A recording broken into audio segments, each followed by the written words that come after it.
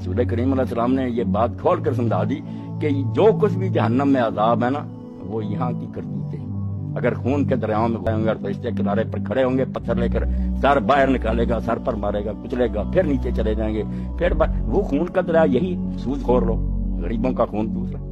اور منافع خور جو رمضان آیا اور چیزیں نہیں کر یہ خون پی رہے ہیں اب مگر نہیں سمجھتے، وہاں سچ مچ بنا دیا جائے، یہی خون تھا جو تم ڈونک بن کر پیتے تھے، پیو۔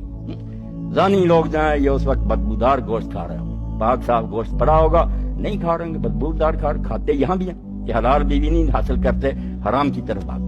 یہاں تمسر نہیں ہوگا، یہاں کی نیکیاں بدیاں شکل بن کر آ رہے ہیں، پورے بھی ہماری نوازیں ہوں گی، دودھ جو ہوگا ہمارا علم ہوگا، لباس جو ہوں گے وہ ہمارا تقویٰ ہوگا، یہاں کی نیکیاں، اس لیے کوئی شے نہیں کسی کو نہیں ملے گی یہاں کی ہوئی باتیں۔ اللہ فرماتے ہیں ڈر جاؤ اور ہر وقت دیکھو کہ آگے کیا بیچ رہے ہو، نیکی بیچ رہے ہو یا اپنی تباہی کا سامان بیچ رہے ہو۔ واتقوا اللہ، دوبارہ دہرایا کہ اس کو معمولی نہ بات سمجھنا، یہ اعلان جو کیا گیا نا سرسری نہ سمجھنا کہ اللہ نے کہہ دیا اللہ سے ڈرو، ایک کان سے سنا نکال دیا، ڈر جاؤ،